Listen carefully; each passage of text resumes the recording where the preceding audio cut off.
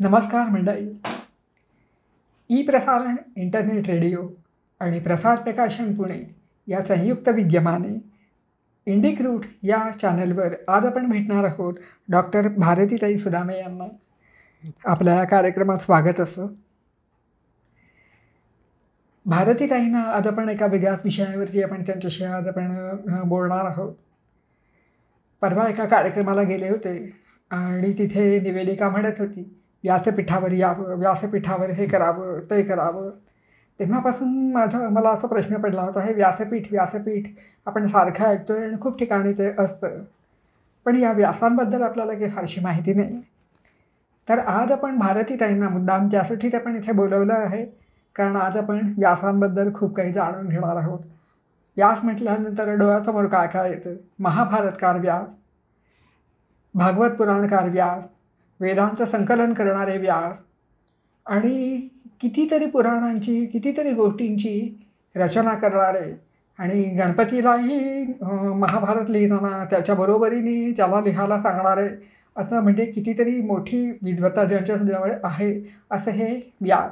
तर त्यांच्याबद्दल आपण खरोखरच जाणून घ्यायला पाहिजे, म्हणून आज आपण मुद्दाम भारतीताईंनी इथे बोलवलेलं आहे. पण तत्पूर्वी भारतीताईंची मी आपल्याला थोडीशी ओळख करून देते.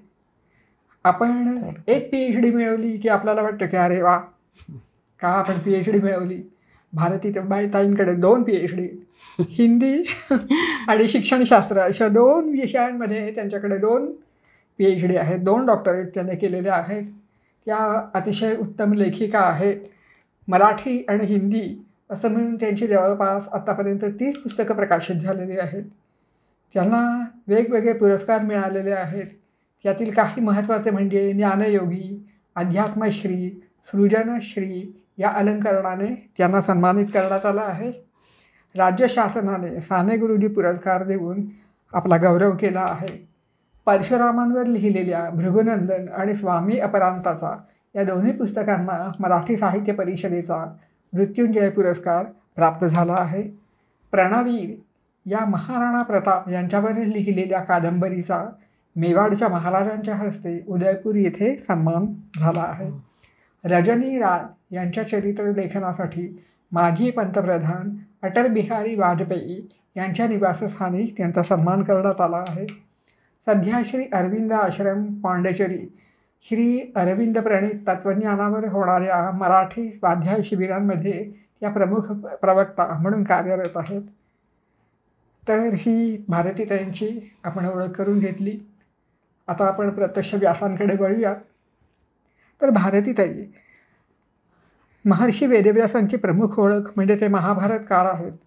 त्याचे रचनाकार, करते म्हणून आपण त्यांना ओळखतो. पण नेमकी वेदव्यास ही काय व्यक्तिरेखा आहे याच्याबद्दल अनेकांच्या मनात खूप संभ्रम असतो. व्यास एक की अनेक असाही प्रश्न आहे. म्हणजे मी असं ऐकलं की व्यासपीठ म्हटलं जातं आणि मग त्या व्यासपीठावरती व्यासांच्या कुलातील जो येईल तो व्यास असं म्हटलं जातं, अशी मी गोष्ट ऐकली होती. मला ती बरोबर आहे की नाही माहिती नाही, पण असे सगळे अनेक प्रश्न पडतात. तर त्याच्याबद्दल काहीतरी सांगाल का?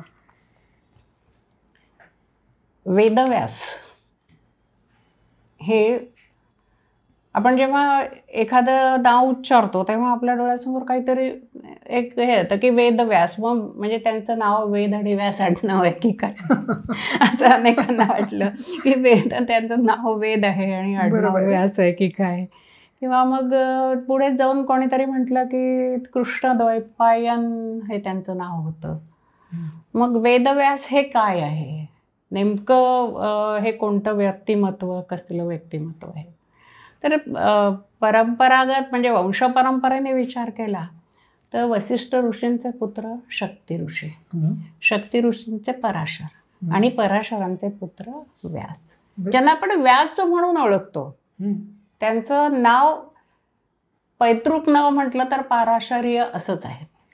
आता हे सगळे जे ऋषीमुनी आहेत त्या ऋषीमुनींची खरंच बारशी झाली, पाण्यात घालून नाव ठेवलं की नाही माहिती नाही, असं घडतं की नाही माहीत नाही, पण त्यांच्या कुठल्या तरी कर्तृत्वामुळे त्यांना ते नाव पडतं आणि ते पिप्पल आदी ऋषी झाले, कण आदी झाले, हे सगळे त्यांच्या कर्तृत्वामुळे पडलेली नाव आहेत. तशासारखंच हे सुद्धा नाव आहे. व्यासचं कृष्णात द्वैपायन हे त्यांच्या जन्मकथेशी संबंधित आहे. हां, द्वैपायन म्हणजे द्वीपावर जन्मलेला, यमुना द्वीपावर जो जन्म झाला त्यांचा, म्हणून द्वैपायन म्हणायचं. आणि कृष्ण अशासाठी म्हटलं जातं की ते वर्णांनी काळे होते, पराशर स्वच्छ गोरे, आणि माता सत्यवती केवट कन्या होती. तिला काली म्हणत असत, इतकी ती म्हणजे रंगानी वर्णांनी सावळी होती. आणि ते आपल्या मातेवर गेले, ते माता त्याला कृष्णा म्हणायची. आता एकच जण होता त्यांना कृष्ण नावाने संबोधन करणारे, ती त्यांची माता होती, ती कृष्णा म्हणायची. मग ते कृष्ण द्वैपायन झालं. बद्रीवनात राहत होते म्हणून बादरायण, अशी त्यांची अनेक नावं हे झाली. आणि वेद व्यास जे आहे ती त्यांची पदवी आहे.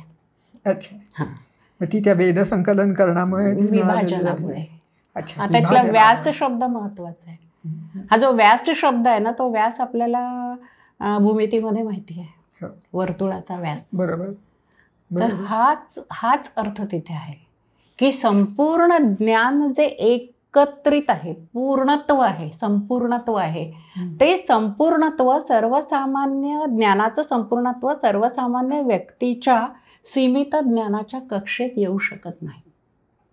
त्याचे मर्यादित आहेत ना त्याच्या कक्षा, आकलनाच्या कक्षा मर्यादित आहेत, ज्ञान प्राप्त करण्याच्या कक्षा मर्यादित आहेत. मग त्याच्यात ते येऊ शकत नाही. मग ते त्याच्या कक्षेत येण्यासाठी म्हणून त्याची जी विभागणी केली गेली, ती विभागणी करणारा म्हणून व्यास. म्हणजे संपूर्णत्वाला स्पर्श करणारा, संपूर्ण वर्तुळाला दोन्ही भागांना तो स्पर्श करतो, शिवाय मध्यातून जातो. म्हणजे मध्यवर्ती जो आत्मा आहे, जे मूळ आहे, ते सोडत नाही, संपूर्णत्वाला स्पर्श करतो. आणि शिवाय विभाजन केलं तरी सुद्धा त्याचे खंड करत नाही, म्हणजे तुकडे होत नाही. बरोबर है ना, अशा पद्धतीने. कारण वर्तुळ हे संपूर्ण ज्ञान आहे, त्याला ना कंगोरे ना टोकं ना काहीच नाही, ते अखंड आहे, ते काही तुटणं हे होणं शक्यच नाही आहे. आणि मग त्याच्यामुळे मग आपल्या सोयीसाठी की ज्याला त्यातला जो भाग आकलनाला याच्या कक्षेत येऊ शकेल तो त्याने शिकावं, याच्यासाठी जे विभाग केले गेले, तर ते व्यासचं, त्याच्यासाठी व्यास हा शब्द आलेला आहे. आणि हा जे तुमचा प्रश्न होता की व्यास एक की अनेक, असा सगळ्यांमध्ये प्रश्न होतो. त्यामुळे व्यास हे पद आहे, ते कसं ते आपण तू पुढे गेल्यानंतर बघूया. पण व्यास एक की अनेक या प्रश्नाचं उत्तर मला द्यायचं आहे की आज ज्यांना आपण आपल्या युगामध्ये, सध्याच्या युगामध्ये किंवा सध्याच्या मनवंतरात म्हणूया आपण, ज्यांना आपण व्यास म्हणतो, कृष्ण द्वैपायन महर्षी वेदव्यास म्हणून ज्यांना ओळखतो, ते एकच पराशर पुत्र व्यास. बाकी जर असतील तर ते त्यांचे नंतरच्या काळामध्ये आलेली आडनावं आहेत, त्याचा या व्यासांशी काही संबंध नाही आहे. अशासाठी आहे की आपली जी कालगणना आहे, त्या कालगणनेमध्ये जसं आपण एक दिवस आपला सर्वात छोटा घटक आहे आपल्या कालगणनेतला, तसाच ब्रह्मदेवाची कालगणना आहे आणि त्याचा एक दिवस आहे. आपल्याला हे माहिती आहे सगळ्यांना की आज ब्रह्मदेवाचे एक दिवस आणि एक रात्र मिळून एक मनवंतर असतं. आणि सध्याचं जे आपलं मनवंतर चालू आहे, ते मनवंतर आहे ते ब्रह्मदेवाच्या 50 वर्ष संपून 51व्या वर्षातल्या पहिल्या दिवसातलं 7वं मनवंतर आहे. आणि हे जे एक मनवंतर असतं, या एका मनवंतरामध्ये 4 युग असतात. त्रेता, सत्य, त्रेता, द्वापर आणि कली, ही 4 युग. शेवटचा असतो तो कलियुगाचा असतो. मग 7व्या मनवंतरातला शेवटला टप्पा, 7 चोका 28, म्हणून आपलं 28वं मनवंतर. म्हणून हे व्यास 28वे व्यास. त्यामुळे युगे 28 म्हणतो ना आपण, ते हे 28वं. तर हे 28व्या मनवंतरातले ते व्यास, म्हणून 28वे व्यास. यापूर्वी 27 व्यास होऊन गेले त्या मनवंतरात.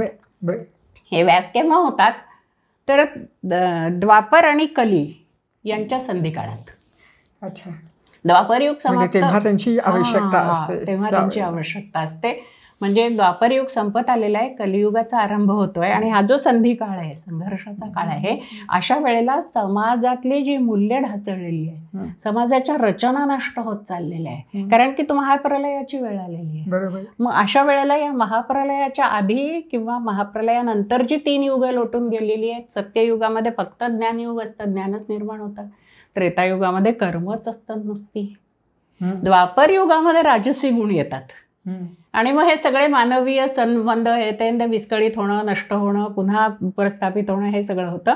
तर अशा वेळेला ह्या ज्या सगळ्या मोडकळीला आलेल्या, पडझड झालेल्या गोष्टी आहेत त्या पुन्हा व्यवस्थित स्थापन करण्यासाठी म्हणून जो एक द्रष्टा पुरुष जन्माला येतो तो व्यास म्हटलं जातं. अशी ही व्यासांचे हे आहे. तर म्हणून आपले 28वे व्यास.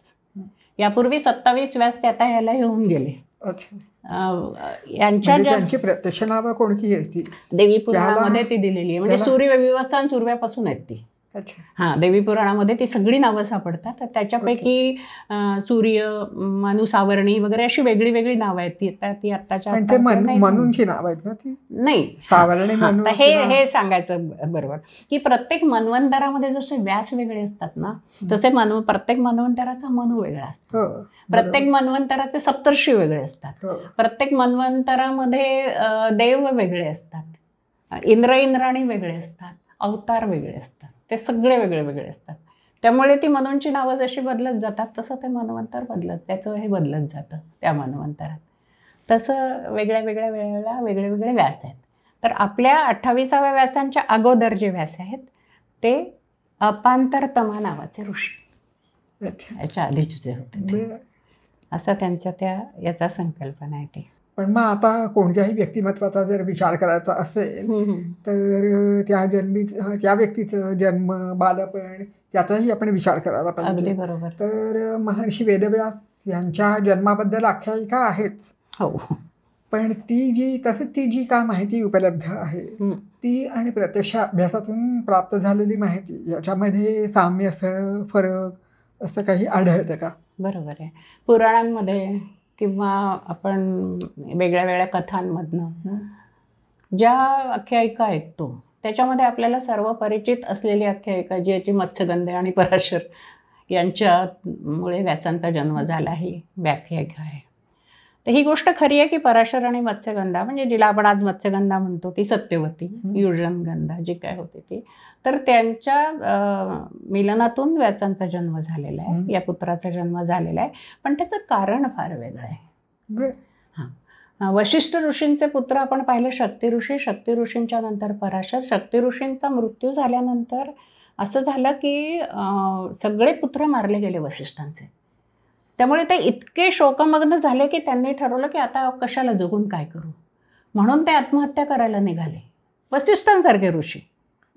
हां, पण मग त्याच वेळेला यांची शक्ती ऋषींची पत्नी जी होती अदृश्यंती असं तिचं नाव होतं, तिने त्यांना थांबवलं आणि सांगितलं की माझ्या पोटात तुमच्या पुत्राचा गर्भ वाढतो आहे, वंशनाश झाले नाही, कुलनाश झालेला नाही.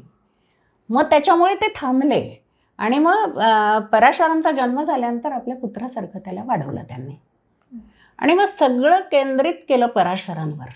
आपलं सगळं ज्ञान, आपला सगळ्या जो काही अभ्यास होता, जी तपश्चर्या होती ती सगळी त्यांनी, कारण की स्वतः वशिष्ठ ऋषी हे ब्रह्मविद्या संप्रदायाचे प्रवर्तक. त्यांनी स्वतः म्हणजे ब्रह्मदेवाकडनं, ते मानसपुत्रच मानले जातात ब्रह्मदेवाचे, त्यामुळे ब्रह्मदेवाकडनं वशिष्ठांना जी विद्या प्राप्त झाली ब्रह्मविद्या, त्यांना ती जगभर पसरवायची होती. त्या ब्रह्मविद्येचे प्रवर्तक म्हणून त्यांनी शक्ती ऋषींचा हे घेतला. पण शक्ती ऋषी गेले, त्यांचे 100 पुत्र होते वशिष्ठांना असं म्हणतात, ते सगळे मारले गेले यांना त्या कारणामुळे. मग राहिले जे ते पराशर. बरोबर. मग त्यांनी आपलं सगळं त्यांच्यावरती सगळं लक्ष केंद्रित केलं की शिक्षण हे ते सगळं, आणि त्यांना अतिशय उत्तम तऱ्हेने वाढवलं. आणि मग जो एक क्षण आला, ज्या क्षणी त्यांना असं लक्षात आलं की आता ह्याचं कार्य याला सोपवून द्यायचं आहे, ती घेऊन बसत नव्हते ना आईवडील पदराखाली, त्याचं कामाची वेळ आली की त्यांनी जायचं बाहेर ताबडतोब. तेव्हा त्यांना सांगितलं की आता तू निघ पृथ्वी प्रदक्षिणेला. अत्यंत विद्वान, संयमी आणि ज्यांना आपण असं म्हणू द्रष्टे असे ते पराशर ऋषी होते. आणखी एक संदर्भ असा आहे की पराशर ऋषी वसिष्ठांच्या आश्रमामध्ये जमदग्नींचे पुत्र परशुराम यांच्याबरोबर शिकत होते. ते मित्र होते खूप दोघे एकमेकांचे. आणि त्याच वेळेला जेव्हा त्यांचं शिक्षण पूर्ण झालं, शिक्षण पूर्ण झाल्यानंतर पराशरांना वसिष्ठांनी सांगितलं प्रत्येकाने काय काय करायचं, आता तुम्हाला जे करायचं तुम्ही गृहस्थाश्रम स्वीकारायचं स्वीकारा येते वगैरे. त्यावेळेला वसिष्ठांनी हेही सांगितलं शक्तींना की तुला गृहस्थाश्रम काही काळापुरता. त्यावेळेला वसिष्ठांनी सांगितलं पराशरांना की तुला गृहस्थाश्रम स्वीकारावा लागणार आहे. याचं कारण असं की तुझ्या पोटी जन्माला येणारा जो पुत्र आहे तो जगाचं फार मोठं कल्याण करणारा असेल. आणि मग सगळे आपापल्या मार्गाने गेल्यानंतर काही काळ तपश्चर्या करून झाल्यावर मग पराशरांनी वसिष्ठांना आज्ञा मागितली पृथ्वी प्रदक्षिणेची. त्यावेळेला वसिष्ठांनी सांगितलं की तू निघ, पृथ्वी प्रदक्षिणा करायला निघ, परंतु तुझ्या पोटी अत्यंत श्रेष्ठ पुत्र जन्माला येणार आहे. तर तो पुत्र जन्माला येण्याच्या दृष्टीने ज्या क्षणी ज्या ठिकाणी जी युवती तुला योग्य वाटेल तिच्याशी तू विवाह कर. आणि मग ही प्रदक्षिणा करता करता ते यमुना तीरी आले. यमुना नदी पार करायच्या वेळेस ते तिथं बसलेले असताना सत्यवती त्यांना म्हणाली मी तुम्हाला पार घेऊन जाते वगैरे. ते सगळी कथा आपल्याला माहीत आहे. आणि मग त्यावेळेला त्यांनी तिला विचारलं की हे कन्ये तू माझ्याशी विवाह करशील का? कारण का कोणास ठाऊक त्यांना वाटलं की ही कन्या आपल्याला योग्य आहे विवाह करण्यासाठी. आणि ते तिच्यावर मोहित झाले असा अनेक ठिकाणी उल्लेख आहे. तर तिने हेच म्हटलं की तू पित्याकडे जा, मी काय सांगणार आहे. पित्याकडे गेल्यावर पित्याने म्हटलं की मी तुझ्यासारख्या संन्याशाशी कसं इथं लग्न करून देऊ, तुझा काय भरोसा, आज आहे उद्या चालायला लागशील.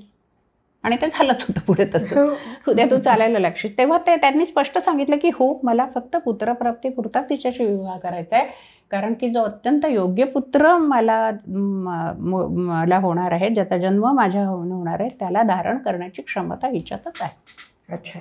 त्याच्यात म्हणजे ते फक्त मोहित होणं नव्हतं. म्हणजे त्यांना हे कळलं की ही ती कन्या यासाठी या कारणासाठी होणार आहे. आणि शिवाय हे त्यांना वसिष्ठांनी समजावून सांगितलं होतं की जेव्हा ही कामभावना मनात निर्माण होते, प्रत्येकाच्या मनात निर्माण होते, तर जगात असलेले सगळे जे लोक आहेत त्याच्यामध्ये सर्व जे बद्ध लोक आहेत, बद्ध पुरुष म्हणतो ज्यांना आपण, बद्ध व्यक्ती ज्या संसारामध्ये बद्ध आहेत, त्या सगळ्यांच्या मनामध्ये निर्माण होणाऱ्या या वासना, या भावना ज्या आहेत या त्यांच्या इच्छेमुळे निर्माण होतात. त्यांना स्वतःला वाटत असतं की मला संसार करायचा आहे, मला पुत्रपौत्र व्हायला पाहिजेत, मला या स्त्रीशी संग करायचा, हे जे ते त्यांची मनातली इच्छा असते. बरोबर आहे. पण त्यापेक्षा जे मुमुक्ष असतात किंवा जे साधक असतात, ते साधक आणि मुमुक्ष असे असतात की त्यांना मनातनं अशी इच्छा नसते. त्यांना वाटत नसतं की अशा प्रकाराने आपण संसारात पडावं किंवा काय. परंतु एक कुठला तरी क्षण असा येतो की त्यांच्या पूर्वजन्माच्या सुकृतांमुळे, त्या इच्छांमुळे, त्या प्रारब्धामुळे त्यांच्या मनामध्ये ती भावना निर्माण होते आणि ते संसारात पडतात.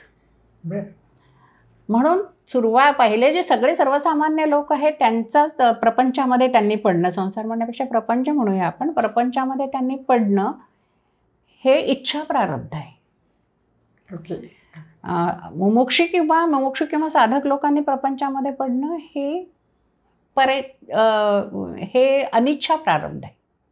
इच्छा नाही आहे त्यांच्या मनात, पण तरी ते आलं उफाळून, मग ते टाळता नाही येत म्हणून ते संसारात पडले आहेत. परंतु जे तुझ्यासारखे लोक आहेत, ज्यांना लोकांच्या कल्याणाकरता काहीतरी करायचं आहे आणि त्याच्याचसाठी त्यांचा जन्म आहे, यांच्या मनामध्ये ही भावना निर्माण होणं, प्रपंचात पडण्याची भावना निर्माण होणं, कोणाबद्दल तरी आसक्ती निर्माण होणं किंवा कोणाबरोबर राहण्याची इच्छा निर्माण, स्त्रीच्या बाबतीमध्ये म्हणूया आपण, तर ही जी आहे ही याला परेच्छा प्रारब्ध म्हणायचं. इच्छा प्रारब्ध, परेच्छा म्हणजे ही जगाची इच्छा आहे. शब्द खूप छान आहे. किती छान आहे ना तो, परेच्छा प्रारब्ध. हे तुझं प्रारब्ध आहे नक्की, तुझ्या इच्छेने नाही, अनिच्छेने पण नाही आहे. मला नको आहे पण आता पडलो संसारात किंवा गेलो, म्हणजे जसं संन्यास घ्यावासा वाटतो आहे पण बाकीचे लोक नाही म्हणतात आहे, घरात थांबून ठेवलं आहे, मग त्या ठीक आहे प्रपंचात पडलो आहे वगैरे, अशी अनेक उदाहरणं असतात ना, मग नंतर निघून जातात, अशी बरीचशी उदाहरणं असतात. तर हे अनिच्छा प्रारब्धाचा प्रपंच असतो तो. आणि हा जो प्रपंच आहे हा परेच्छा प्रारब्धाचा आहे आणि पुत्रप्राप्ती पुरताच त्याच्याशी तो विवाह कर. आजच्या भाषेत आपण त्याला कॉन्ट्रॅक्ट मॅरेज म्हणू शकतो. एवढ्या दिवसापुरता आहे. आणि त्याप्रमाणे त्यांचा तो विवाह झाला. विवाह झाल्यानंतर आपण जे अगदी बायोलॉजिकल पुत्र होते ते त्यांचे, आख्यायिकांमध्ये सांगितलं जातं किंवा काही म्हटलं जातं तसं की 8च दिवसामध्ये ते 8 वर्षाचे होऊन जन्माला आलं वगैरे, असं काही नाही. त्या यमुना द्वीपावर ते लोक राहिले, सत्यवती आणि पराशर. पित्याने नकार दिला असतानाही सत्यवतीने विवाह केला. त्याच्या आधी त्यांनी सांगितलं होतं केवटराजाला की तुझी ही कन्या माझी पत्नी होण्यासाठी काही काळापुरतीच जन्माला आली आहे, ती सम्राज्ञी होणार आहे संपूर्ण देशाची. ह्याच्यावर कोणाचा विश्वास बस. पराशर हे स्वतः द्रष्टे होते, मुख्य म्हणजे भविष्यवेत्ते होते, त्यांना ज्योतिषाचं ज्ञान होतं. पराशर संहिता ही त्याच्यासाठीच प्रसिद्ध आहे. त्यांना ते ज्ञान होतं. आणि मग त्या राजाला वाटलं, केवटाला वाटलं की हाच तर कोणीतरी संन्यासीचा वेश घेऊन फिरणारा सम्राट तर नाही आहे, कारण त्या काळात असं व्हायचं ना. त्यामुळे पण ते म्हणाले की तसं काही नाही आहे, पण ही राज्ञी होणार आहे. ती कशी होईल काय होईल हे मी आज नाही सांगू शकत, पण ती होणार आहे आणि ती संपूर्ण भारतभर आर्यावर्तावर राज्य करणार आहे. आणि 3 वर्ष त्या तिथे राहिल्या. त्या 3 वर्षामध्ये म्हणजे पुत्रप्राप्तीनंतर 3 वर्षाचा पुत्र होईपर्यंत पराशरांनी आपल्या पुत्राला तर जे काय आवश्यक होतं ते ज्ञान दिलंच, त्याबरोबर आपल्या पत्नीलाही राज्यकारभाराचं आणि याचं ज्ञान दिलं, जी अक्षरशून्य होती. अरे बापरे. कारण संपूर्ण पुढच्या आयुष्यासाठी तयार केलं. ह्या सगळ्या गोष्टी माहीत नसतात सगळ्यांना. आणि तिथल्या सगळ्या त्या काळामध्ये म्हणजे मग त्यामुळे काय झालं, व्यासांचं व्यक्तिमत्व कसं घडलं की ज्याच्यामध्ये आता आपण व्यास त्यांना म्हणतो आहे, प्रत्यक्षामध्ये त्यावेळेला ते द्वैपायन किंवा कृष्ण असंच म्हणायला पाहिजे. तर ते व्यक्तिमत्व म्हणजे पित्याचं उत्तुंग ज्ञान, इतकं सगळं सखोल सगळ्या गोष्टी, आणि मातेचं सामान्यत्व. बरोबर आहे. आणि ज्या लोकांमध्ये ती वावरत होती ते सगळे केवट लोक आणि तिथले सगळे म्हणजे पावलं जमिनीवर असणं ज्याला आपण म्हणतो तशासारखं ते होतं. आणि त्यांनी त्यावेळेला त्याच्यामुळे त्यांनी पित्याची जी संस्कृत किंवा जी कोणती त्यावेळेला भाषा असेल, जी श्रेष्ठ भाषा ती देववाणी तीच वेळ घेतली होती. मातेची भाषा, आसपास खेळणाऱ्या आसपास वावरणाऱ्या लोकांची, अशा अनेक भाषा त्यांना ज्ञात होऊन गेल्या होत्या 3 वर्षाचे असताना. बापरे. आणि 3ऱ्या वर्षी आपल्या पुत्राला घेऊन पराशर निघाले, पत्नीला सांगून की आता मी याला घेऊन जातो, संपलं तुझा माझे ऋणानुबंध संपले. ती म्हणाली मी काय करायचं, तर मी आधीच सांगितलं होतं की मी नाही राहणार आहे, तुझं भविष्य निश्चित आहे, त्यामुळे तू निश्चिंत राहा, पण आम्हाला जाऊ दे कारण आमचं कार्य मोठं आहे, वेगळं आहे. आणि त्या एवढ्याशा पुत्राला, 3 वर्षाच्या पुत्राला जे काही ज्ञान द्यायचं होतं तेवढं सगळं ज्ञान देऊन झाल्यानंतर ते भृगूंच्या आश्रमात घेऊन आले. आज जो आपण कच्छचा भाग म्हणतो ना, तर भृगू कच्छच आहे प्रत्यक्षात ना, तर भृगूंचा आश्रम होता तिथे मोठा, त्या ठिकाणी ते घेऊन आले. आणि तिथे त्यांनी विश्वकसेन नावाच्या ऋषींच्या स्वाधीन 3 वर्षाचं मूल केलं.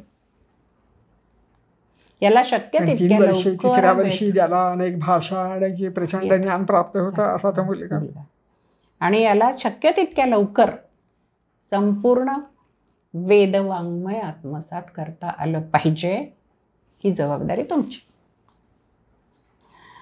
आणि त्या छोट्याशा मुलाला ज्याने एक छोटंसं द्वीपच पाहिलंय आणि त्या द्वीपावर फक्त त्यांची एकट्यांचीच ती जी काय कुटी होती ती पर्णकुटी, आसपास खेळणारी ती केवटांची मुलं, ती यमुना नदी आणि त्याच्या आजोळचं जे काय असेल तेवढं फक्त ती वस्ती, एवढंच त्याला माहीत होतं. तो एका एवढ्या मोठ्या आश्रमामध्ये गुरुकुलात गेला.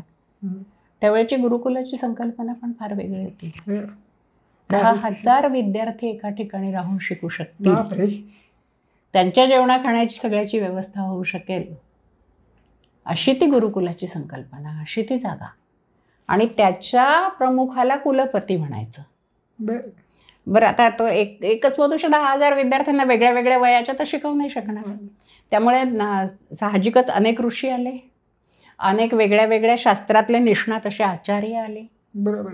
मग त्या ऋषींबरोबर त्यांच्या पत्नी, त्यांच्या कन्या, म्हणजे ते सगळं असं छान, केवढी मोठी प्रचंड जागा आणि केवढा मोठा सगळा प्रचंड परिसर आणि व्याप केवढा मोठा असेल याची कल्पना आपण केलेली होती. खरं खरं 7 गुरुकुलं होती तेव्हा फक्त त्या काळात. बापरे. महाभारत काळामध्ये अशी प्रचंड प्रमाणामध्ये. पहिलं वसिष्ठ, दुसरं विश्वामित्र, तिसरं जमदग्नी, चौथं भरद्वाज, 5वं गौतम, 6वं कण्व आणि 7वं अत्रि. ही सगळी ऋषी एवढीच गुरुकुलं तिथे होती. म्हणजे आपण म्हणूया की आर्यावर्तात 7 विद्यापीठ होती असंच म्हणायला लागेल ना. आणि तिथेच सगळेजण जाऊन आपलं ज्ञान प्राप्त करत होते. सगळ्या वर्णांचे सगळे लोक. अर्थात जात हा शब्दच नव्हता, त्यामुळे प्रश्नच उद्भवत नाही काही. सगळे लोक तिथे जाऊन, सगळे विद्यार्थी विद्यार्थिनी सगळे तिथे जाऊन ज्ञान प्राप्त करत होते. आणि त्या काळामध्ये यांना या एका 3 वर्षाच्या मुलाला पराशरांनी सोडलं तर काय करावं हे कळत नव्हतं. जेव्हा ते त्याला सोडून निघाले तेव्हा त्यांनी विचारलं की मी इथं एकटाच राहणार आहे, मला भूक लागली तर गोरस कोण देईल, मला झोप आली तर जवळ कोण घेईल. किती छोटा मुलगा. ते म्हणले तुझं तू ठरवायचं, आता तूच तुझा गुरु आणि तूच तुझा शिष्य. निघून 3 गेले. वर्षाच्या मुलाला 3 सांगितलं. वर्षाच्या मुलाला.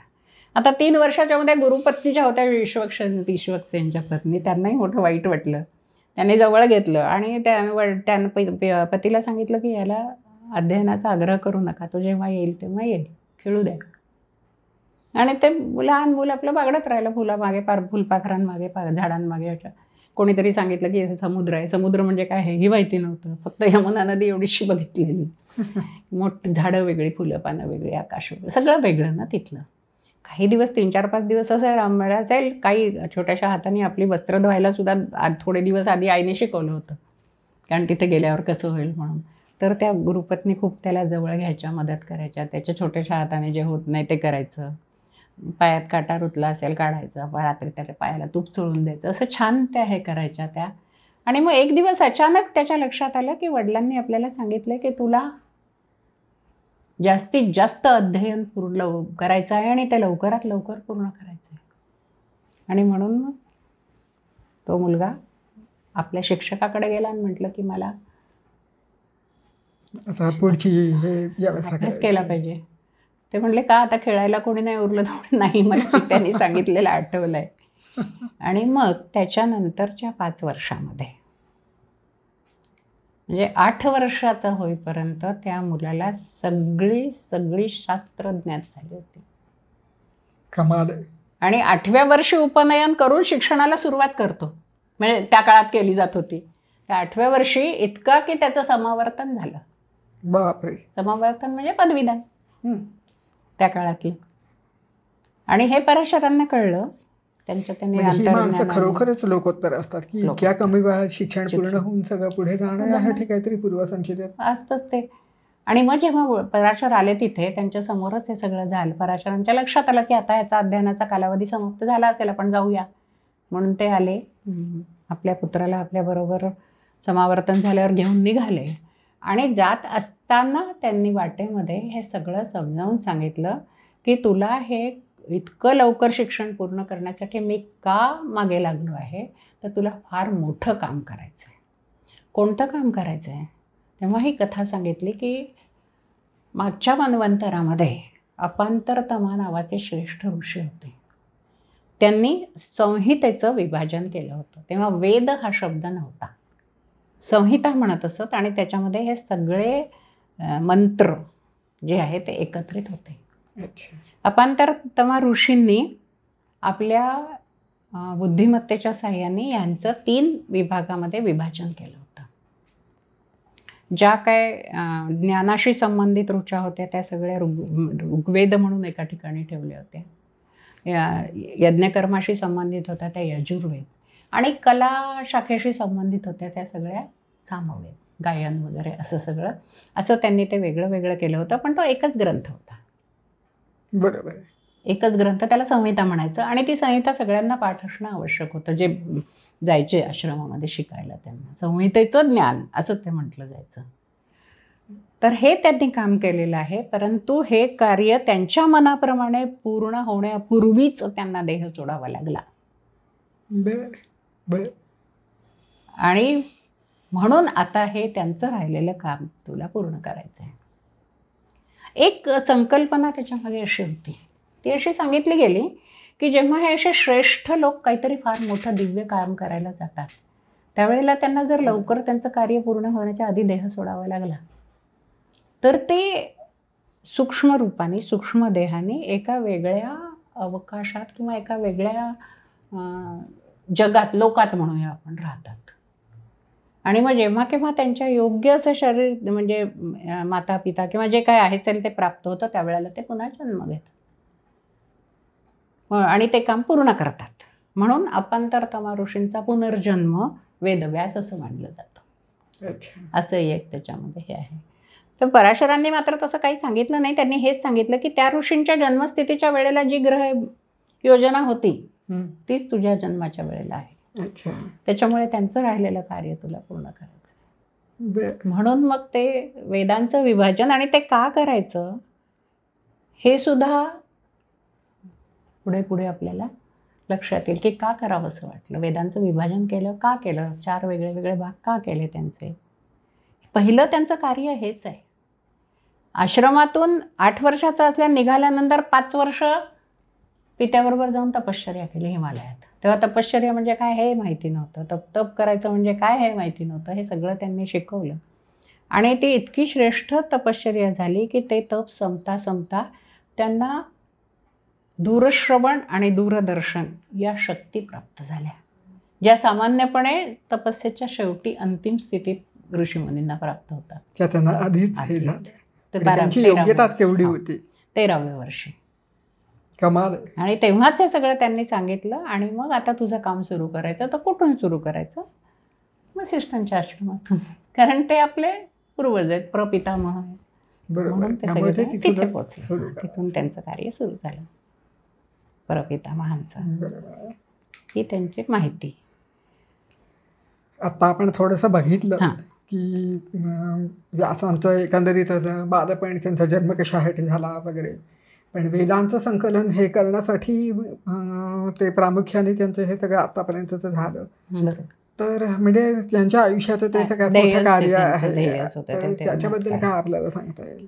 म्हणजे त्यांचं अवतार कार्यच म्हणूया आपण, किंवा जन्म घेण्याचं उद्दिष्टच ते आहे की त्यांनी तत्वज्ञान निर्माण करावं आणि वेदांचं संकलन करावं. म्हणजे महाभारतात लेखन हा एक त्यांचा खूप मोठा भाग आहे, पण तो त्याच्या उत्तरायुष्यातला भाग आहे. म्हणजे तो मुख्य कार्य वेदांचं संकलन, मुख्य कार्य हेच आहे वेदांचं. फार कोणाला माहिती नाही. वेदांचं संकलन करायचं म्हणजे अशासाठी की पराशरांनी हे सांगितलं होतं त्यांच्या त्या पाराशर्य सूत्रामध्ये की कलियुगामध्ये, पुढे येणारा जो कलियुगाचा भाग आहे त्या युगामध्ये मानवाच्या बुद्धीचा ऱ्हास होईल. आता हे जर आपण ऐकलं तर आपल्याला आश्चर्य वाटेल की केवढी प्रचंड बुद्धी वाढत चाललेली आहे आणि कसा काय ऱ्हास होईल. आपल्याला हे माहिती आहे आजच्या काळामध्ये की बुद्धी म्हणजे फक्त एकच भाग, पैलू नाही. जे पूर्वी आपण समजत होतो की मिळालेले गुण परीक्षेतले म्हणजे बुद्धिमत्ता, किंवा गणित आणि इंग्लिश किंवा गणित आणि संस्कृतमध्ये जो मोठा तो बुद्धिमान, तो ज्याला हे मिळवता येतं तो बुद्धिमान. असं नंतरच्या शोधांमध्ये आपल्याला हेही माहिती आहे की बुद्धीचे 8 वेगळे वेगळ्या बहुविध बुद्धिमत्तेचा सिद्धांत आला, तसा बुद्धीचे 8 वेगळे वेगळे पैलू आले. बरोबर ना. त्याच्याच मध्ये, त्याच संदर्भामध्ये त्याला धरूनच हे सूत्र होतं की त्यांचं म्हणणं असं की भौतिक बुद्धिमत्ता जी आहे ती फार फार मोठ्या प्रमाणामध्ये ती उंचीवर पोचेल, पण त्याच वेळेला आध्यात्मिक बुद्धिमत्तेचा ऱ्हास होईल. मनुष्य हा बहिर्मुख व्हायला लागेल, अंतर्मुखता नष्ट होईल. हे खरं आहे सर, खरं आहे. स्मरणशक्ती नष्ट होईल. चाललेच आहे ना होत. 2 नंबर कुठं पाठायत आपल्याला. पाठांतर हा भागच गेला ना, म्हणजे काढूनच टाकला. करायचंच नाही, म्हणजे पाठांतर करवूनच घ्यायचं नाही हे आले ना. म्हणजे पूर्वी जो मेंदूचा वापर होता स्मरणशक्ती होतो, पण तो वेगळ्या पद्धतीने होतो. स्मरणशक्तीचा नाही होत, त्यात फार कमी होते स्मरणशक्ती. आणि ह्या स्मरणशक्तीचा ह्रास होत गेल्यामुळे हे एवढी मोठी संहिता जशीच्या तशी लक्षात ठेवणं आणि पुढच्या पिढीपर्यंत जाऊन त्याचं संरक्षण होणं आणि पुढच्या पिढीला त्याचा उपयोग होणं हे शक्य होणार नाही. त्यासाठी हे संकलन करायचं आहे. मग एवढं प्रचंड काम होतं की व्यासांनी म्हणण्यापेक्षा कृष्णद्वैपायन आणि पराशर हे जेव्हा वसिष्ठांच्या आश्रमात गेले आणि त्यांनी हे सगळ्यांच्या समोर कार्य मांडलं तेव्हा प्रचंड सगळ्यांना हे झालं, उलथापालथ सगळे तिथे होऊन गेले. कारण त्यांच्या आश्रमात आणि आसपास राहणारे सगळे त्या सभेला एक तर पहिल्यांदा त्यांना हा एवढा 12-13 वर्षाचा असलेला विद्वान आहे कसा कोण हे पाहायला आधी सगळ्यांची गर्दी जमलेली. खूप मोठं कार्य त्यांनी केलेलं आहे हे माहीत होतं. म्हणजे आधी त्याला अनेक सभेपुढे उपस्थित व्हावं लागलं, आपली योग्यता सिद्ध करावी लागली, बरोबर, सांगावं लागलं मी काय काय केलेलं आहे ते, आणि त्याचं सर्टिफिकेशन पराशरांना द्यावं लागलं की हो याच्यामध्ये या गोष्टी आहेत. म्हणजे ते सगळं करावं लागलं. आणि मग त्यांनी आपलं कार्य बोलून दाखवलं की मला हे पित्याच्या आज्ञेमुळे मला हे करायचं आहे. तर मग नेमकं संकलन करायचं म्हणजे काय करायचं, हा सर्वात मोठा प्रश्न. मग नेमकं तू काय करणार आहे जेव्हा विचारलं तेव्हा त्यांनी सांगितलं की ह्या ज्या वेदीच्या ऋचा आहेत या सगळ्या ज्या कालानुरूप आत्ता आहेत आणि पुढे काही काळापर्यंत उपयोगी पडतील असं वाटतं आहे तेवढ्या ठेवून बाकीच्या गाळून टाकणार. तेव्हा मग सगळ्यांना असं कसं चालेल, म्हणजे असं कोण करणार आणि का, म्हणजे काय कोणी अधिकार दिला, बरोबर आहे नाही का. ऋषीमुनींनी एवढ्या श्रेष्ठ तपश्चर्या करून एवढ्या मोठ्या यांनी ते सगळे वेदमंत्र त्यांचे स्वतःच्या दृश्य झाले म्हणून आणले. बरोबर. आणि तुम्ही म्हणजे कसं ठरवणार की काय उपयोगी आहे काय उपयोगी नाही आहे, या सगळ्या गोष्टींचा प्रचंड उहापोह झाला. बरोबर, म्हणजे अगदी गोळ झाला, 2 तट पडतील असा गोंधळ निर्माण झाला. पण वसिष्ठांनी अतिशय शांतपणे ते सगळं कार्य सगळ्यांच्या गळी उतरवलं. आणि मग सगळ्यांच्या लक्षात आलं की सगळेचे सगळे ते रुचा ठेवून ते सगळ्याचे सगळे कुठेतरी नष्ट होण्यापेक्षा आवश्यक आहे त्यात सुरक्षित राहणं महत्त्वाचं आहे. हे सगळ्यात महत्त्वाचं, ते सर्वात महत्त्वाचं आहे. म्हणून मग ती परवानगी मिळाली, विद्वत सभेने ती परवानगी दिली वसिष्ठांच्या तिथे झालेल्या. आणि मग वसिष्ठांकडनं ते निघाले तर हे कार्य 6 महिने चाललं, कन्व्हिन्स करायचं. अरे बापरे. आणि ते 6 महिन्यामध्ये असं झालं, म्हणजे सगळ्यांनी त्यांना शेवटच्या वेळेला विचारलं की त्या कसं करणार आहे तो कार्य. तर त्यांना ती आचार्य पदवी मिळूनच गेली होती ना, वेद वगैरे हे करून घेतल्यामुळे. आणि जे नवीन विद्यार्थी तिथे वसिष्ठांच्या आश्रमात शिकायला आलेले होते त्यांना त्यांच्यावर एवढा प्रभाव पडला होता की ते आधीच त्यांनी आम्ही तुमचे शिष्य होणार म्हणून त्यांच्या मागोमाग जायला लागले. तर म्हणून तेवढे मी आणि माझे शिष्य मिळून हे कार्य करू. कारण एवढ्या मोठ्या आर्यावर्तात विखुरलेले वेद एकत्रित करायचं म्हणजे पाठ करून यायचे, तिथे जायचं, त्यांच्याकडे जे आहेत ते सगळे पाठ करून यायचे. त्यापैकी जे आधीचे आपल्याला मिळाले ते नको, पुढचे येतील तेच, म्हणजे जे पाठ आहेत ऑलरेडी ते नकोत, पुढचे जे जास्तीचे असतील ते सगळे त्याच्यामध्ये आपल्या स्मरणशक्तीत भरत जायचे. असं सगळ्यांनी करायचं हे ठरलं. आणि मग त्याच्यासाठी मग आता इथपर्यंत झालं, विद्वत सभेची परवानगी मिळाली. पण तरीसुद्धा सर्वश्रेष्ठ निर्णय घेणारी जी सभा होती ती सप्तर्षींची सभा होती. त्यांनी ती त्यांची वेगळी अशी सभा होती. हो, त्यांच्याकडनं वेगळं, म्हणजे ते जसं आपण एखादं PhDचं गाईडला पटलं तर याच्या पुढे ठेवा, सभेपुढे ठेवा, मांडा, तो विषय पटला तर ते परवानगी देणार वगैरे, असं सगळं म्हणजे भाग असला पाहिजे तो सगळा. म्हणून विश्वामित्रांकडे जात असताना आणखी एक गोष्ट लक्षात आली, पराशरांच्या पण लक्षात आले आणि यांच्या पण लक्षात आली, द्वैपायनाच्या पण, की आपण हे करतो तर आहे, आता ह्याला काहीतरी कालमर्यादा जर आली की आजच्या तारखेपर्यंत, म्हणजे आजच्या याच्यापर्यंत आपण हे सगळे वेद वाङ्मय घेऊया, मग यापुढे जे ऋषीमुनी ना वेद ऋचा दृष्ट होतात आहे ते तयार, त्याचं काय. बरोबर, नाही तर ते संपणारच नाही ना, कुठेतरी थांबायला पाहिजे. मग आता आपण असं तर नाही म्हणू शकत की तुम्ही पुढे आता वेद ऋचा निर्माण करू नका, कोणाच्या प्रतिभेवर असं आपण बंधन थोडीच करणार आहे. मग काय करायचं. म्हणून मग त्यासाठी विश्वामित्रांकडे गेल्यानंतर विश्वामित्रांनी हेच सांगितलं की सप्तर्षींची सभा घ्यायची. त्या सभेमध्ये मग असं ठरलं की यानंतर ज्या काय गोष्टी त्यांच्या ऋषीमुनींना लक्षात येतील त्यांनी त्या वेगळ्या पद्धतीने संकलित करायचं. त्याला वेद म्हणायचं नाही, संहितेमध्ये आणायचं नाही.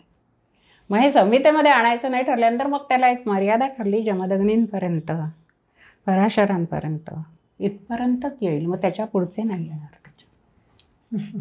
आणि संकलित करणं म्हणजे असं झालं की एकट्या कश्यप ऋषीचे जे मंत्र होते, वेदमंत्र, ऋचा त्यांनी रचलेल्या, त्या एवढ्या होत्या की त्या ज्या गाळल्या नसत्या तर एकट्या कश्यप ऋषींच्या गाळल्या नसत्या तर ऋग्वेद हा 5,00,000 ऋचांचा झाला असता. बापरे, कसं शक्य आहे लक्षात ठेवणं. आणि असे अनेक ऋषी कश्यपांसारखे, अशक्य. ते अशक्यच कोटीतली गोष्ट होती. म्हणून मग त्यांनी ते अगदी आवश्यक तेवढ्या ज्या ऋचा होत्या त्या घेतल्या. त्या ऋचांना ऋग्वेद म्हटलं, ज्ञानाच्या स्वरूपातल्या. तरी 10,552 आहेत त्या ऋग्वेद. अरे बापरे, इतकं कमी करून करून करून. आणि मग जे प्रत्यक्ष ज्ञानाचं ब्रह्मज्ञानाशी संबंधित होती त्याला उपनिषद म्हटलं, ते शेवटी घातलं गेलं परिशिष्टासारखं. असं करत करत करत ती विभागणी करून त्यांनी संकलन केलं. हे त्यांच्या संकलनाचं फार मोठं काम होतं. आणि याला 12 वर्ष या सगळ्याला लागली. बापरे, 12-13 वर्ष या सगळ्याला संकलन करायला. बापरे. आणि मग संकलन करून त्याचं विभाजन केलं आणि आपल्या 4 शिष्यांना ते विभागून दिले. पैल, वैशंपायन, जयमुनी आणि सुमंतू. त्याच्यापैकी पैल हा जो त्यांचा शिष्य होता त्याला ऋग्वेद दिला, वैशंपायनाकडे यजुर्वेद दिला, जयमिनींकडे सामवेद दिला आणि सुमंतूंकडे अथर्ववेद दिला. म्हणजे हे ज्ञान, ऋग्वेद म्हणजे ज्ञान, यजुर्वेद म्हणजे कर्म, सामवेद म्हणजे कला आणि अथर्ववेद म्हणजे तंत्रज्ञान. पूर्ण तंत्रज्ञान आहे त्याच्यामध्ये. सगळं तंत्रज्ञान म्हणजे धातूवर वगैरे जे करायचे असतात ना प्रयोग, जे केले जातात, अभियांत्रिकी जे सगळं आहे ते सगळं अथर्ववेदामध्ये आहे. जहाजाची बांधणी, नंतर पाण्यावर चालणारी जहाजं, जमिनीवर चालणारे रथ, मग ह्या सगळ्यांची बांधणी. म्हणजे आपण जे वाचतो ना, जारण, मारण, स्तंभन, हे जादूटोण्याशी संबंधित, तर ते तसं नाही आहे. स्तंभन म्हणजे थांबवणं. कोणाला थांबवणं?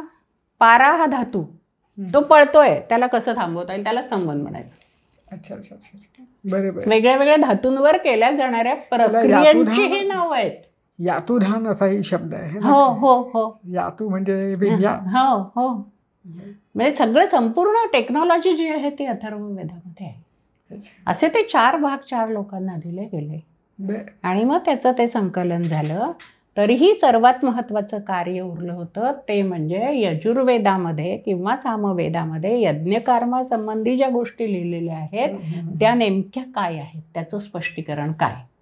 आणि ऋग्वेदामध्ये किंवा उपनिषदांमध्ये ज्ञानासंबंधीचा जो भाग आहे त्याचं स्पष्टीकरण लोकांना समजेल अशा तऱ्हेने लिहिणं कसं काय करायचं आहे ते पण त्यांनी शिष्यांना सोपवलं. पण जी ही सुरुवातीचा जो भाग होता यज्ञकर्मासंबंधीचा, तो जैमिनींनी अतिशय चांगल्या तऱ्हेने लिहिला. त्याला पूर्वमीमांसा म्हटलं, ज्याला आपण जैमिनीय मीमांसा म्हणतो ती. आणि नंतरचा मात्र ज्ञानाच्या संबंधितला जो भाग होता ते कोणीच करू शकलं नाही त्यांच्या शिष्यांपैकी, म्हणून त्यांनी स्वतः तयार केला, ज्याला आपण ब्रह्मसूत्र म्हणतो. म्हणजे इथे ते तत्वज्ञाच्या भूमिकेत होते. ब्रह्मसूत्र म्हणजे संपूर्ण तत्वज्ञान आहे ना ते सांगण्याचं. म्हणजे हे फार मोठं काम त्यांचं या क्षेत्रातलं झालेलं आहे, वेदांच्या संकलनातलं.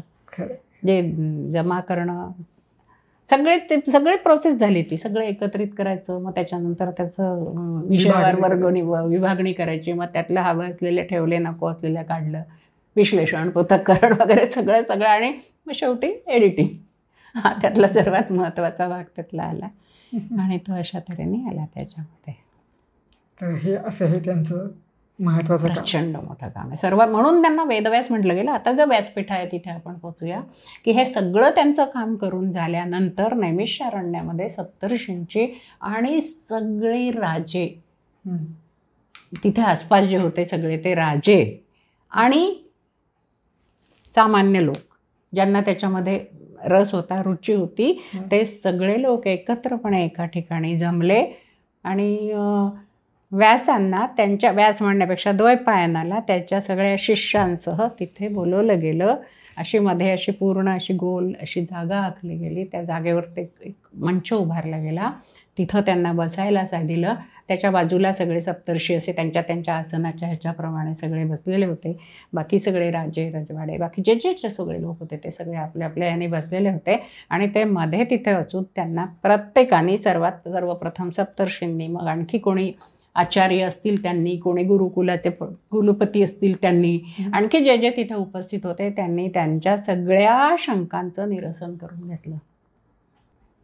तर त्यावेळी जे कश्यपांनी म्हटलं की आज आपण या कृष्णद्वैपायनाला व्यास ही पदवी दिलेली आहे आणि ज्या ठिकाणहून बसून त्यांनी आपल्या सगळ्या शंकांचं निरसन केलं, यापुढे अशा ठिकाणाला जिथे अत्यंत विद्वान व्यक्ती विराजमान असतील त्या ठिकाणाला व्यासपीठ म्हटलं जाईल. अच्छा, म्हणजे कार्यक्रमांची जी ज्या मंचावर होतात त्या प्रत्येक ठिकाणाला व्यासपीठ म्हणणं हे योग्य होणार नाही. मंच म्हणायचं ज्याच्यावर बाकी सर्व म्हणजे ज्या ठिकाणी अत्यंत विद्वत्तापूर्ण आणि महत्त्वाचं असं काही चर्चा होत असतील तर त्याला व्यासपीठ म्हणायचं. ज्या ठिकाणी भाषणं व्याख्यानं असं वगैरे होत असतील त्याला मंच म्हणायचं. आणि ज्या ठिकाणी अभिनय होईल त्याला रंगमंच म्हणायचं. हा त्याचा त्याचा फरक आहे. कशालाही व्यासपीठ म्हणून नाही चालणार. व्यासपीठाची प्रतिष्ठा आहे, व्यासपीठाची अशी फार मोठी प्रतिष्ठा आहे. म्हणून मी म्हटलं होतं की आपण ते नंतर करूया, कारण त्याच्या मागे त्यांना त्या दिवशी ती पदवी मिळाली आणि मग त्या पीठाला व्यासपीठ म्हटलं गेलं. त्यांनी ते पीठ जिंकलं. ते पीठ जिंकलं म्हणून. पण आता मी असं ऐकलं आहे, म्हणजे मला कसं किती काय ते माहिती नाही, की वेदव्यास म्हणतो तेव्हा त्यांनी वेदाचं विभाजन केलं, हे तर एक मोठं उत्तुंग कार्य केलं. पण त्याबरोबर त्यांनी पुराणकर्ते असंही त्यांना म्हटलं जातं. तर म्हणजे मग त्यांनी पुराणांवरती पण काम केलं. पुराणच रचलीत त्यांनी. 18 पुराणं, 18 उपपुराणं आणि उपउपपुराणं ही सगळी विभागणी रचली. मग रचली म्हणजे काय, नेमकं पुराणं रचली म्हणजे काय, तर वेदांमध्ये जे सगळं ज्ञान आहे म्हणजे वेदांमध्ये नेमकं काय आहे, तर वेदांमध्ये जसं दैवतांविषयक ज्ञान आहे तसंच वेदांमध्ये इतिहास आहे, मानवाचा इतिहास आहे. आणि मानवाचा इतिहास म्हणजे या ठिकाणी आपण असं म्हणूया की मानवी आत्म्याच्या विजयाचा इतिहास आहे.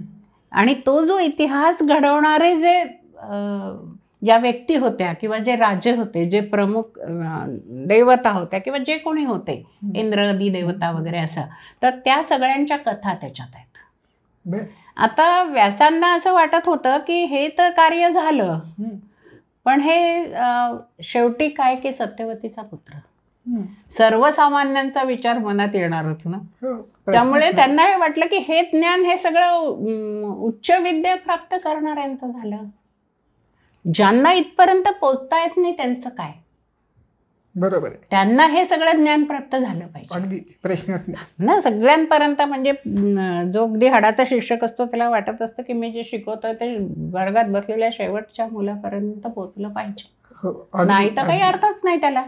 खरं आहे, अगदी बरोबर. ज्यांच्या नावाने गुरुपौर्णिमा म्हणतो आपण त्या गुरुला हे वाटणं तर साहजिकच आहे अगदी, की नक्कीच माझं प्रत्येकापर्यंत पोहोचलं पाहिजे. बरोबर. आणि म्हणून मग ते कथारूपाने त्यांनी सांगायला सुरुवात केली. हे आपल्याकडे काय आहे भारतात, म्हणजे आपल्या देशामध्ये किंवा आपल्या परंपरेमध्ये असं म्हणूया की लोकांपर्यंत ज्ञान पोहोचवण्याच्या 3 परंपरा आहेत. बरोबर है ना. एक ऋषी परंपरा आहे की हे ऋषी स्वतः तत्वज्ञान ज्ञान निर्माण करतात, है ना, त्याचं लेखन करतात किंवा ते नेमकं काय आहे हे सांगतात. बरोबर. त्याच्यानंतर त्यांनी जे सांगितलेलं ज्ञान आहे ते कसं आचरणात आणायचं आणि त्या ज्ञानाचा उपयोग आपल्या व्यवहारात कसं करायचं हे सांगणारी दुसरी परंपरा आहे ज्यांना आपण आचार्य म्हणतो. बरोबर आहे ना.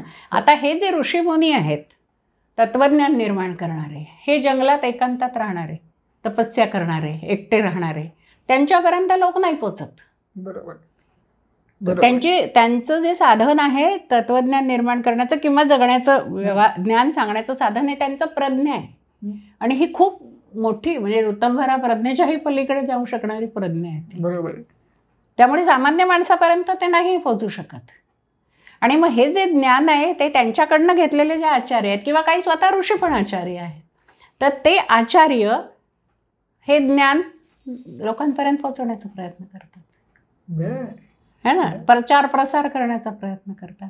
तर त्यांचं जे शस्त्र आहे किंवा त्यांचं जे साधन आहे हे त्यांचा प्रयोग आहे हा साधन. बरोबर. कारण आपल्यासमोर असलेल्यांना कशा पद्धतीने आपण हे सांगू शकू हे बघणं. त्यामुळे प्रयोगातून आणि याच्यातनं ते देतात. तर त्यांच्यापर्यंत लोक पोचतात. बरोबर. गुरुकुलात जातात, आचार्यांपर्यंत जातात, त्यांचा उपदेश घ्यायला जातात, प्रवचन ऐकायला जातात, लोक त्यांच्यापर्यंत पोचतात. पण काही त्याही शिवाय उरतात की जे ना यांच्यापर्यंत पोचू शकत. त्यामुळे हे ज्ञानाचे कण त्यांच्यापर्यंतही नाही पोचू शकत. मग अशा वेळेला त्यांना कसं मिळायचं, ती ही आपल्या देशातली सर्वात मोठी परंपरा आहे, ती संत परंपरा. त्यांचं साधन आहे प्रेम, आणि प्रेमाच्या साह्याने ते हे सगळं ज्ञान लोकांपर्यंत पोहोचवतात आणि ते लोकांपर्यंत जातात संत. आणि मला असं वाटतं की व्यासांच्यामध्ये या तिन्ही परंपरांचं निर्वहन करण्याचं सामर्थ्य होतं. ऋषी होतेच ते, त्याशिवाय ब्रह्मसूत्र नाही लिहिलीत. गीता पुढे येऊच आपण. त्यानंतर आचार्य होते, ते शिकवतच होते.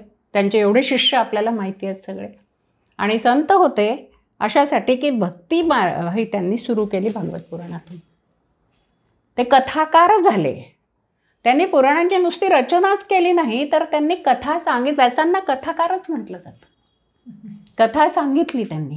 बरोबर आहे. कारण समाजातील सर्व स्तरांपर्यंत पोहोचायचं असेल तर कथेसारखं माध्यम नाही दुसरं. त्याच्यामुळे ते बसायचे. नैमिषारण्यामध्ये त्यांनी नृसिंह पुराण सांगितलं, शिवपुराण सांगितलं, वायुपुराण सांगितलं, वामन पुराण सांगितलं.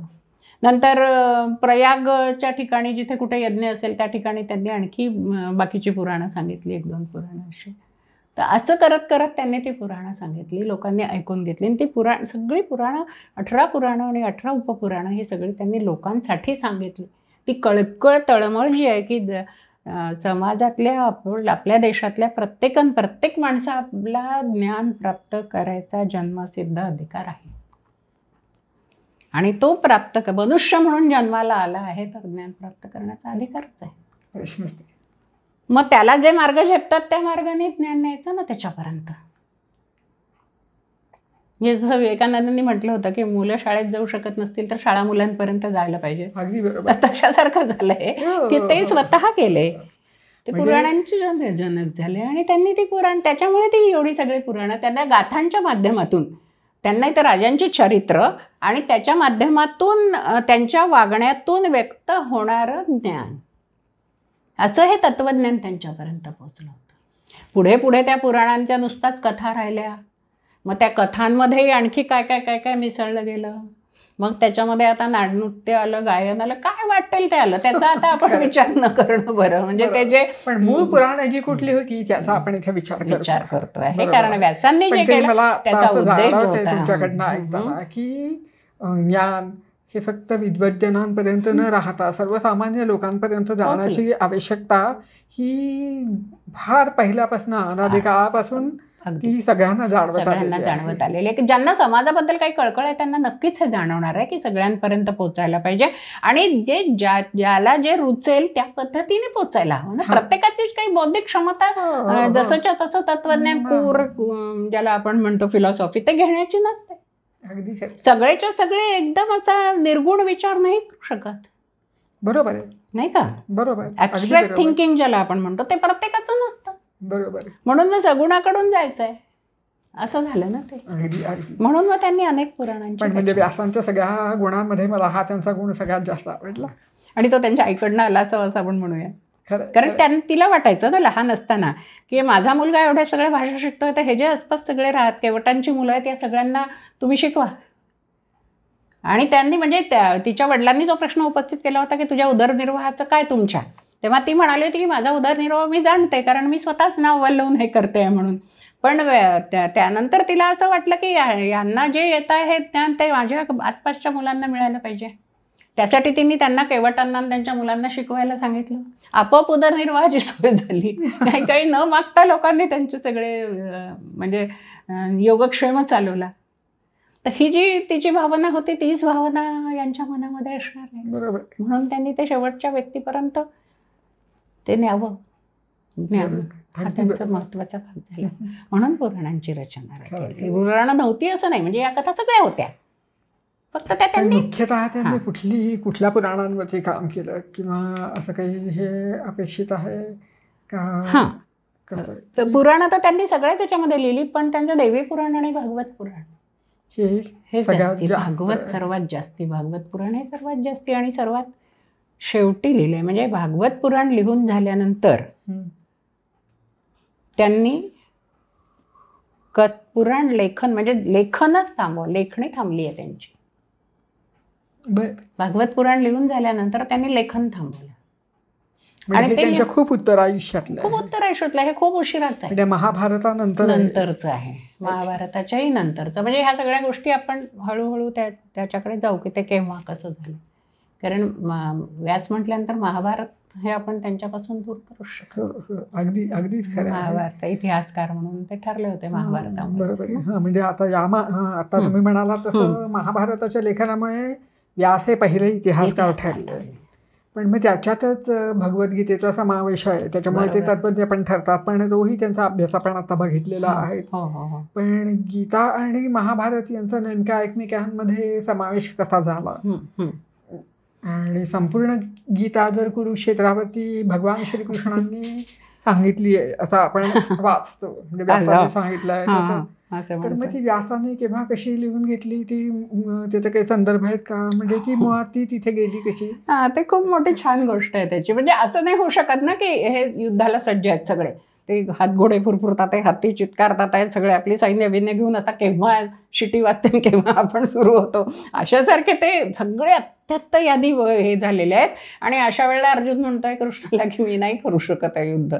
तर मग कृष्ण काय दोन्ही सैन्यांच्या मध्ये जाऊन दोन्हीकडे ट्रॅफिक पोलीस सारखं थांबा म्हणून त्यांना थांबवलंय. आणि 1 तास गीता सांगत 700 श्लोक सांगायला पण वेळ लागला. म्हणजे ते वाचायला आपल्याला 2 तास लागतात आहे, तर काही तर तेवढा वेळ लागला. आणि त्याच्यात त्यांनी मध्ये प्रश्न विचारले वगैरे, तर हे काही शक्यताच नाहीये ना, अशी थांबणंच शक्य नाही एवढा वेळ. 3-4 तास तरी किमान लागणार आहे. तर युद्ध थांबणार आहे का? युद्ध क्षणभर ते लोक थांबायला तयार नव्हते, जे अत्यंत युद्ध सज्ज. म्हणजे माणसं काय जनावरं थांबायला तयार नव्हती, हत्ती घोडे त्यांचे तयार नव्हते थांबायला.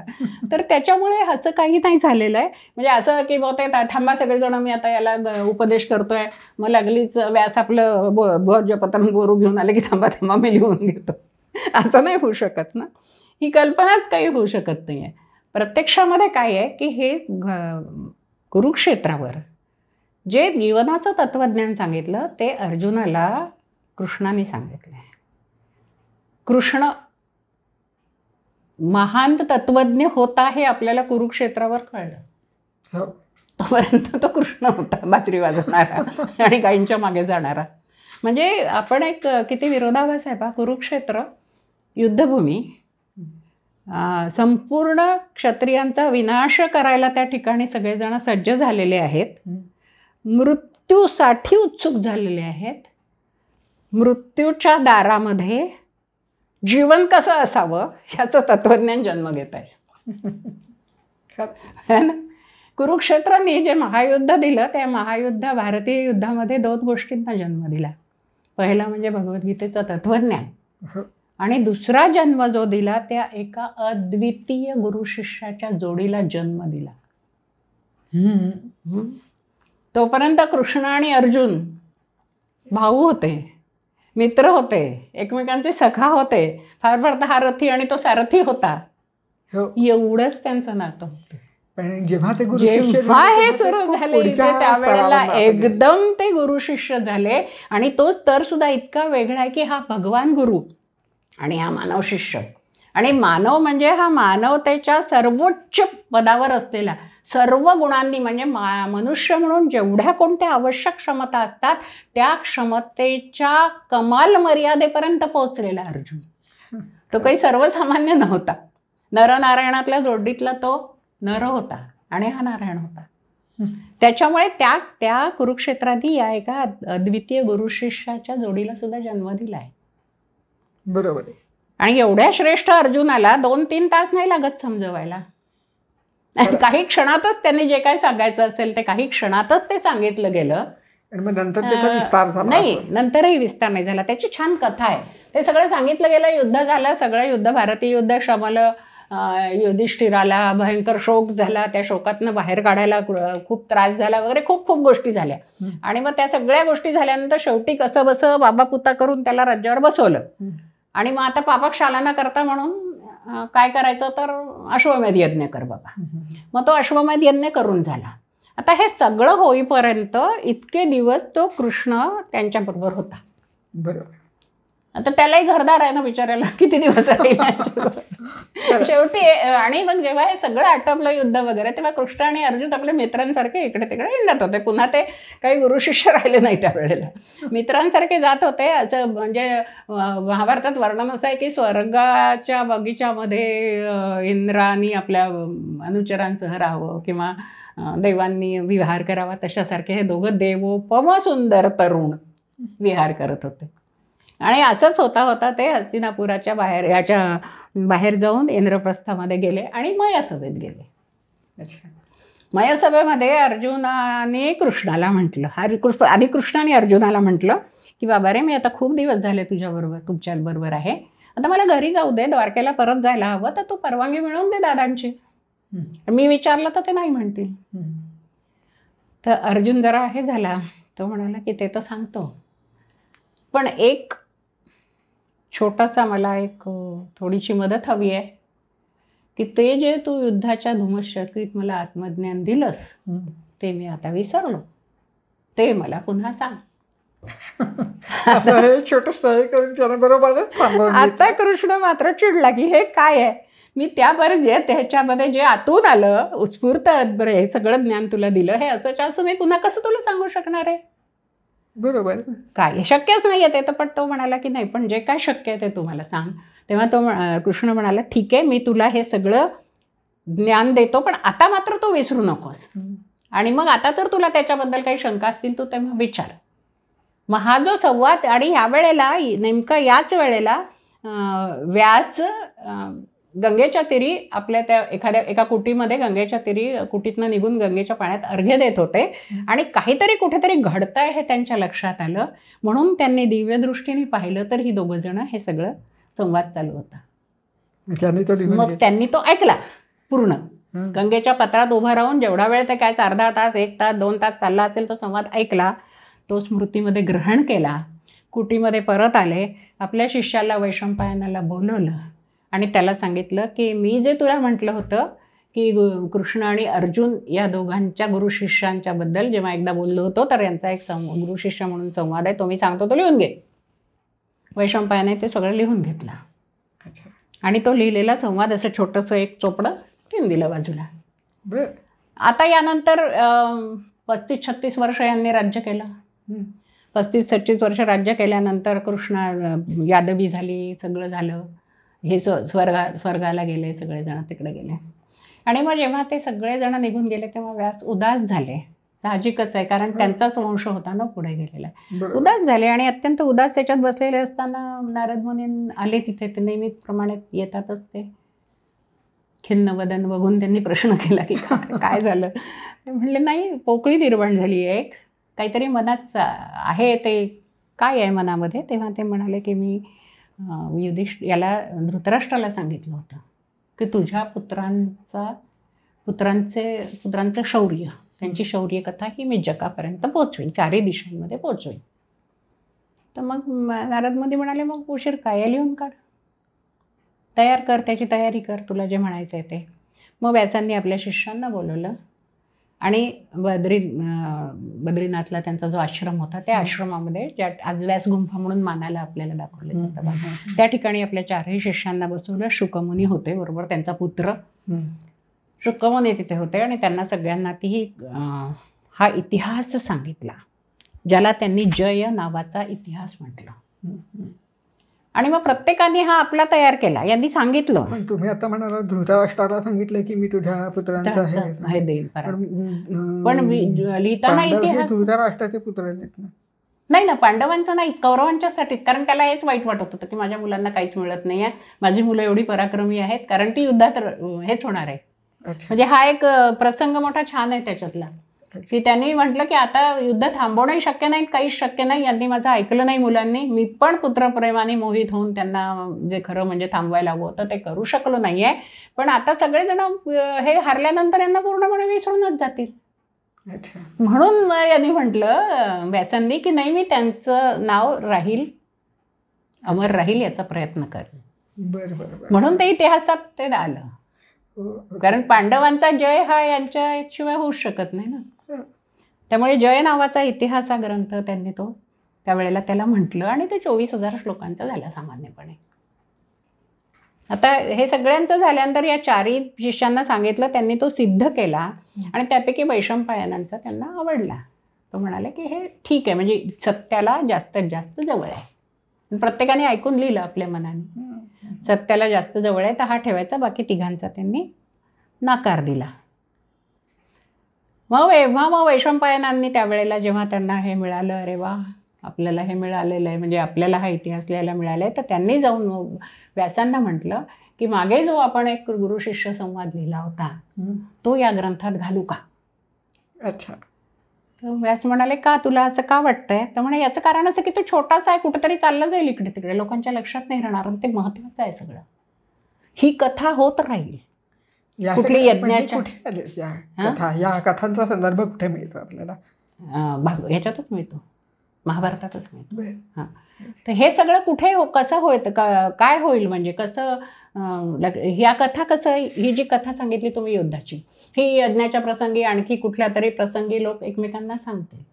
मग त्याच्यामध्येच जर हा पण भाग असला तर हा लोकांच्या लक्षात राहील, नाहीतर ते विसरून जातील किंवा त्यांच्यापुढे येणारच नाही. म्हणून व्यासांनी सांगितलं की ठीक आहे, तुला योग्य वाटत असेल तर कर, पण असं वाटायला नको की ते वरून जोडलेलं आहे. म्हणून ते मागे मागे विणत आणून ते संजयाने धृतराष्ट्राने विचारलं की त्या पवित्र कुरुक्षेत्री पांडूचे आणि आमूचे युद्धार्थ जमले तेव्हा वर्तले काय संजय. असं करून ती गीता त्याच्यामध्ये गुंफली गेली आणि ती नंतर आली. म्हणजे गीता ही महाभारत युद्धानंतर 1-1.5 वर्षांनी लिहिली गेली आणि महाभारत हे 37 वर्षांनी लिहिलं गेलं. आणि तरी ते त्याच्यामध्ये आलं. बरोबर.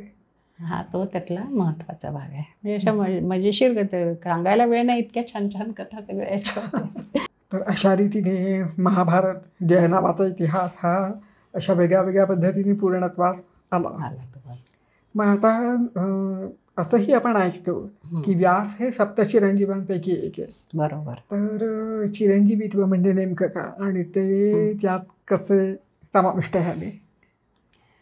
जसं मी मगाशी म्हटलं की आपलं आयुष्य आहे, आपला एक दिवस आहे, ब्रह्मदेवाचं एक दिवस आहे आणि ब्रह्मदेवाचं आयुष्य आहे 100 वर्षाचं ठरलं आहे, त्यापैकी 50 संपून 51 सुरू आहे. ती 100 वर्षानंतर तोही नष्ट होणार आहे. भास्कराचार्यांनी एका ठिकाणी असं म्हटलं आहे की किती ब्रह्मदेव आले आणि किती गेले हे मलाही माहीत नाही, इतकी अतर्क्य कालगणना आहे. म्हणजे गणिती असून त्यांनी हे जेव्हा म्हटलेलं आहे भास्कराचार्यांनी, तर आपल्यालाही हे माहिती नाही आहे. त्यामुळे कोणतीही गोष्ट इथे स्थिर नाहीच आहे, कायमस्वरूपी राहणारी नाहीच आहे. आणि चिरंजीव याचा अर्थ अमर असा होतच नाही. आपण लहान मुलांना चिरंजीव भाव म्हणतो नाही का, म्हणजे दीर्घायुषी हो. मग आता हे सप्तचिरंजीव जे घेतलेले आहेत किंवा आणि जे ज्यांना कोणाला चिरंजीव म्हटलं गेलेलं आहे त्यांचं आयुष्य दीर्घ, म्हणजे इतकं दीर्घ आहे की एखाद्या घराण्याच्या 7 किंवा 8 पिढ्या त्यांनी बघितल्या आणि त्यानंतर त्यांचा मृत्यू केव्हा आणि कसा झाला याबद्दल कुठलीही माहिती उपलब्ध नाही, त्यांना चिरंजीव म्हटलं जातं. अच्छा, म्हणजे आपण जो अर्थ लावतो की ते अमर आहे, नाही अमर नाही तर देह रूपाने आपल्याला माहितीच नाही ना. दीर्घायुष्य, एकदा दीर्घायुष्य म्हटलं तर किती दीर्घ असावं हे याला काही मर्यादाच नाही आहे ना. आपण म्हणूच शकत नाही दीर्घायुष्य म्हटल्यानंतर किती दीर्घ असावं. माझ्या अभ्यासामध्ये त्यांचं 430 वर्षाचं आयुष्य निघतं आहे व्यासांचं. 430. कारण की त्यांना शेवटी सदेह पाहिलं गेलं ते कथा, महाभारत कथा सांगितल्यानंतर, ही आपल्याला माहिती आहे जन्मेजयाच्या युद्धामध्ये, याच्यामध्ये सर्पयज्ञामध्ये ही महाभारत कथा सांगितली गेली, वैशंपायनांनी सांगितली. आणि त्यावेळेला त्यांनी म्हटलं की आता माझं कथाकार म्हणूनही कार्य संपलं. जसं भागवत लिहिल्यानंतर लेखक म्हणून कार्य संपलं, साहित्यकार म्हणून संपलं, तसं इथे कथाकार म्हणून संपलं. कारण मी आता सांगणार नाही आहे, वैशंपायन सांगेल. वैशंपायनने ते ती कथा सांगितली. आता ती कुठे सांगितली? ती त्या यज्ञामध्ये. तो यज्ञ कुठे झाला? कुठे? खूप लोकांना हे माहिती नाही आहे.